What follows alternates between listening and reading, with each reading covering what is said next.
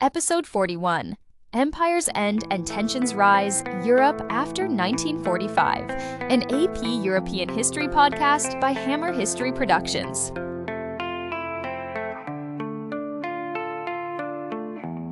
Hi everyone, it's Casey, and today we're jumping into one of the biggest turning points in modern European history.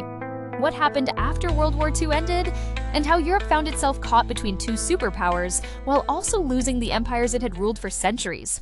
To help us make sense of all this, I'm joined by Dr. Morgan. Hi, Dr. Morgan. Can you give us a quick overview of where Europe stood in 1945? Absolutely, Casey. Europe in 1945 was devastated on a scale that is difficult to imagine today. Entire cities were rubble, millions of people were displaced, borders had shifted, and basic survival, food, heat, shelter, was uncertain for millions. And politically, the collapse of Nazi Germany created a vacuum. The Allies, primarily the United States, the Soviet Union, Britain, and France, had won the war, but they did not agree on what a rebuilt Europe should look like. That tension set the stage for the Cold War. And we're also joined today by Professor Theo. Hi, Professor Theo. What stands out to you as Europe tried to rebuild? Hi, Casey. For me, the striking thing is how post-war Europe was dealing not only with physical destruction, but with moral destruction as well. The horrors of the Holocaust and of Nazi brutality raised urgent questions about justice, responsibility, and how to rebuild societies that had been complicit in such crimes. The early post-war years weren't just about fixing buildings, they were about redefining what Europe stood for. That makes sense. So where should we begin? Before we get into the political rivalry, it's important to remember that post-war Europe was also trying to establish a moral foundation for rebuilding. A good place to start is with the Nuremberg trials, which ran from 1945 to 1946. These trials marked the first time leaders of a defeated state were held legally responsible for war crimes and crimes against humanity.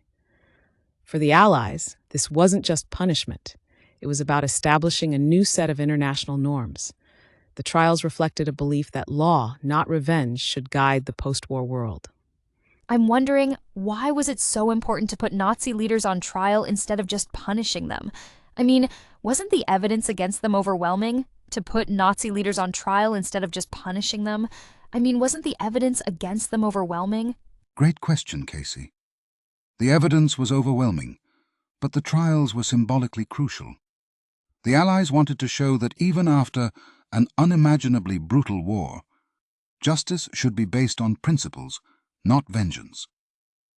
The Nuremberg trials helped establish the idea that individuals, not just states, are accountable for atrocities, and they laid the groundwork for later international courts. Right, and alongside the Nuremberg trials, the Allies also pursued denazification, which means trying to remove Nazi ideology and influence from German society.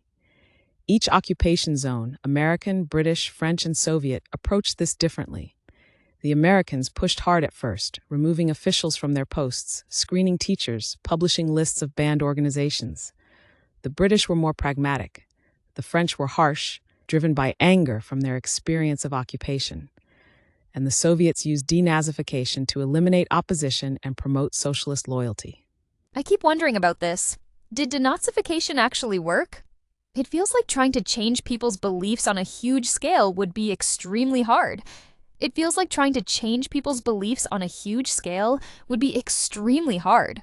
It was very uneven, and that's an honest part of the story. Some people genuinely changed their attitudes. Others quietly returned to their lives with little introspection.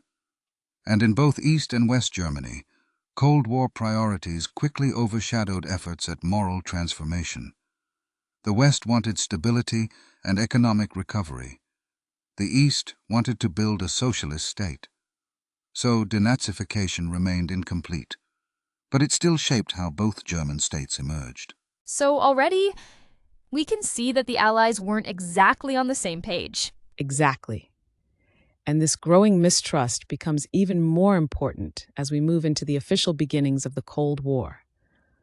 The wartime alliance collapsed quickly because the United States and the Soviet Union had fundamentally different visions for Europe. The U.S. wanted democratic governments and capitalist economies. The Soviets wanted friendly socialist states on their border to prevent another invasion. Europe became the front line of this ideological rivalry. Could you give a few examples of how that rivalry actually played out early on? I'm trying to picture what it looked like day to day. Sure, Europe was also recovering from enormous economic instability, shortages, rationing, and destroyed infrastructure, which made security cooperation even more urgent. Another key early development was the creation of NATO in 1949, a military alliance that committed Western nations to collective defense. The idea was simple. If the Soviet Union attacked one member, all would respond. This was a dramatic shift from Europe's pre-war diplomacy and signaled that the United States intended to remain permanently involved in European security. So NATO was basically saying, we're sticking together? Exactly. And the Soviets responded by tightening control over Eastern Europe, eventually forming the Warsaw Pact. This hardening division made compromise more difficult. At the Yalta and Potsdam conferences, the Allies agreed on occupying Germany, but disagreed on how to govern it. The Soviets quickly established communist governments in Eastern Europe, arguing these were friendly buffers. The U.S. saw this as aggression. So in 1947, the Truman Doctrine declared that America would support free peoples resisting communism. The Marshall Plan soon followed, billions of dollars to rebuild Western Europe and strengthen democratic institutions. So, with the Marshall Plan, was it really just economic aid, or was there a political angle to it too? Both. The Marshall Plan absolutely helped rebuild Europe. Roads, factories, food supplies. But it also tied Western Europe economically to the United States. The Soviets rejected the plan and created Comecon, an economic system linking Eastern Europe to Moscow. So even economic recovery became part of the Cold War. Germany is a good example. The Western Allies united their zones economically, prompting Stalin to blockade West Berlin in 1948. The West responded with the Berlin Airlift, flying in supplies for nearly a year until Stalin backed down. That crisis cemented the division of Germany into West Germany, a democratic capitalist state, and East Germany, a Soviet-style socialist dictatorship. So, when people talk about a bipolar world, they basically mean the US and the Soviet Union were shaping almost everything, right? Exactly. The United States and the Soviet Union weren't just powerful. They offered competing models of how human society should be organized, and Europe became the most important battleground. Was Europe the only place where the Cold War played out? Not at all. The Cold War became global very quickly. The first major example was Korea. After Japan's defeat, Korea was divided at the 38th parallel, with the Soviets occupying the north and the Americans the south. In 1950, North Korea invaded the South, leading to a United Nations response led by the United States. China intervened. The fighting was devastating. And although the war ended in an armistice, not a treaty, it showed that Cold War conflict could erupt anywhere. That must have made Europeans pretty nervous, right? Very much so. If the superpowers were willing to fight in Asia, what would they do in Europe? That fear shaped everything from NATO defense planning to domestic politics. I can't help wondering, how does this connect to what was happening inside the Soviet Union? Good question. After Stalin died in 1953, Nikita Khrushchev emerged as the new leader. In 1956, he delivered the secret speech, criticizing Stalin's terror and promising reforms. This process is called de-Stalinization. For ordinary people in the Soviet bloc, it meant more cultural openness, slightly more consumer goods, and a bit less fear. So, did things genuinely get better, or was it more complicated than that? Well, not exactly. When Hungary tried to push reforms further and demanded real independence in 1956, the Soviet army invaded and crushed the uprising. This sent a clear message. Limited reform was allowed, but leaving the Soviet orbit was not. And in 1961, East Germany built the Berlin Wall to stop people from fleeing to the West. The wall became the symbol of the Cold War, concrete proof of a divided world. It's wild to imagine a city literally cut in half. It had huge social consequences too. Families separated, workers split from their workplaces, entire neighborhoods frozen in place. The wall was more than a border. It was a statement that the socialist and capitalist worlds were fundamentally incompatible. Okay, I think I'm starting to see the bigger picture. Europe is divided politically and morally, and tensions are rising. But this episode is also about empires ending. So how do we transition to decolonization? Perfect segue, Casey. Because while Europe was split by the Cold War, another massive transformation was happening, the collapse of European empires. And this process, decolonization, had consequences that reshaped not just Africa and Asia, but Europe itself. I've been thinking about this. Why did so many empires fall apart so quickly after the war? Several reasons. First, European powers were exhausted. They simply didn't have the money or manpower to maintain control. Second, nationalist movements had grown stronger during the war. Colonized people believed they deserved self-rule. Third, the Cold War gave new states leverage. Both superpowers were eager to gain influence in the developing world. And finally, European public opinion shifted. Many Europeans no longer believed in the old civilizing mission. So this wasn't just one thing, it was a combination of pressures. Exactly. While superpower tensions escalated, Europe was also losing control over its colonial world. And to really understand decolonization, we should look at a few specific examples. Before India and Pakistan, though, it's helpful to examine two other pivotal events that revealed how fragile and contested European imperial power had become: the Mau Mau uprising in Kenya and the Suez Crisis of 1956. The Mau Mau uprising began in British Kenya in the early 1950s. It grew out of deep grievances: land seizures by white settlers, harsh labor policies, and political exclusion of the Kikuyu people. Britain labeled Mau Mau fighters as terrorists and responded with mass detentions, forced resettlement, and brutal counterinsurgency tactics. I've heard of the Mau Mau uprising, but I don't totally get what it was. Was it considered a war or more of a rebellion? It was a guerrilla rebellion, but also a social revolution. Many ordinary Kenyans joined because colonial policies had pushed them into poverty. The British crackdown involved tens of thousands of detentions and widespread abuses. Even though Britain suppressed the rebellion, the conflict convinced many British leaders that maintaining the empire was becoming morally, financially, and politically impossible. And that brings us to the Suez Crisis, which showed the world that old European powers no longer dominated global politics. In 1956, Egyptian President Gamal Abdel Nasser nationalized the Suez Canal. Britain and France, desperate to maintain influence, secretly coordinated with Israel to invade Egypt. Hold on. Britain and France actually tried to take the canal back by force? Exactly. Militarily, they succeeded at first, but politically, it was a disaster. The United States and the Soviet Union both condemned the invasion and pressured the Europeans to withdraw. The message was unmistakable. Britain and France could no longer act like global empires. The era of European dominance was ending, and two superpowers now controlled the international order. Suez shattered European confidence. Many people in Britain and France realized that their countries were no longer the central powers of world affairs. It also emboldened anti-colonial movements across Africa and the Middle East, who saw that European claims to power were weakening. So Mau Mau shows resistance on the ground, and Suez shows collapse at the top. That really makes the scale of decolonization clearer. Exactly. And now we can move into the major cases like India and Pakistan, which illustrate how differently independence struggles unfolded. Sounds good. Where do we start? Let's begin with India and Pakistan, which achieved independence from Britain in 1947. This case shows how nationalism, something we discussed earlier in the context of European politics, became a powerful force in colonial societies as well. Britain knew it could no longer control the subcontinent.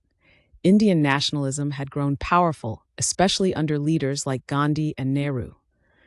Britain negotiated a withdrawal, but partition, dividing the region into Hindu-majority India and Muslim-majority Pakistan, triggered horrific violence. Millions fled across the new borders. Hundreds of thousands were killed.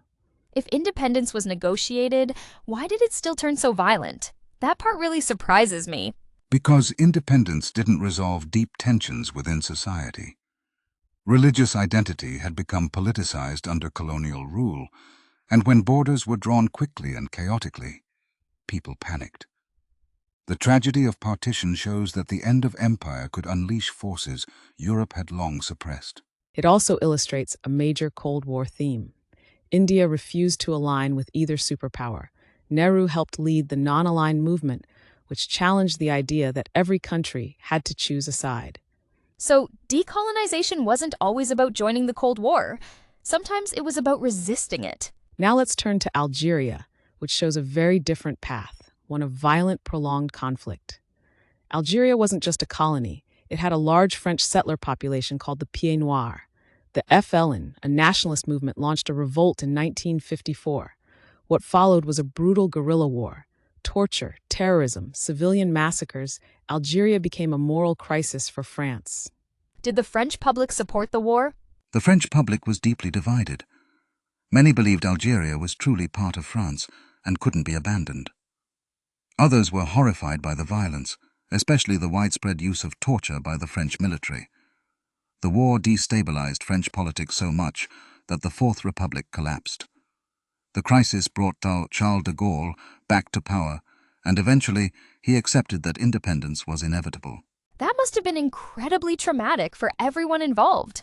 It was. Hundreds of thousands died, and when Algeria gained independence in 1962, almost the entire settler population fled to France. That migration reshaped French society and politics for decades. Another stark example is the Congo, where Belgium abruptly withdrew in 1960 with almost no preparation for independence. The result was chaos, mutinies in the army, regional rebellions, and foreign intervention. The first prime minister, Patrice Lumumba, was caught in Cold War crossfire. Western powers, fearing he might turn to the Soviet Union, supported rivals who eventually overthrew him. Lumumba was assassinated, and the Congo descended into dictatorship under Mobutu. So the Cold War basically turned new nations into battlegrounds. Unfortunately, yes. And this leads us to Vietnam, where French colonial rule had been challenged by Ho Chi Minh, who combined nationalism with communism. After years of fighting, France was defeated at Dien Bien in 1954. The United States, fearing communist expansion, stepped in. So Vietnam, like Korea, became both a nationalist struggle and a Cold War conflict. I'm seeing a pattern. Decolonization wasn't just about ending empire, it was also shaped by global rivalry. Exactly. And it reshaped Europe itself. Millions of people from former colonies migrated to Europe. Indians and Pakistanis to Britain, Algerians to France, people from the Caribbean to the UK, and many others. These migrants rebuilt Europe's workforce, revived industries, and made cities more multicultural. But their arrival also provoked racism and debates about national identity. So, Europe after 1945 wasn't just divided by the Cold War, it was also becoming way more diverse because of decolonization. Precisely. The multicultural Europe we know today exists because of the end of empire. Decolonization also forced Europeans to confront moral questions about their past. Memories of colonial violence, debates over responsibility, and questions about who belonged in a post-imperial Europe, these were all central issues. This is way bigger and more complicated than I expected. I guess I thought the Cold War was the main story of this period, but decolonization seems just as important. That's exactly right. Europe's identity changed as much from losing its empires as from confronting the Cold War. Okay, so while all of this global change is happening, what's going on inside Western Europe? At the same time that decolonization was reshaping Europe's global role, Western Europe was undergoing what historians call an economic miracle, especially in West Germany, France, and Italy. Massive American aid from the Marshall Plan, combined with new industries, strong welfare states, and political stability provided by Christian democratic parties, allowed recovery to happen very quickly. By the mid-1950s, many people enjoyed rising standards of living. I hear the term welfare state all the time. What exactly does that mean in practice, Professor Theo? A welfare state is a government that provides broad social protections, things like healthcare, unemployment insurance, housing assistance, and pensions.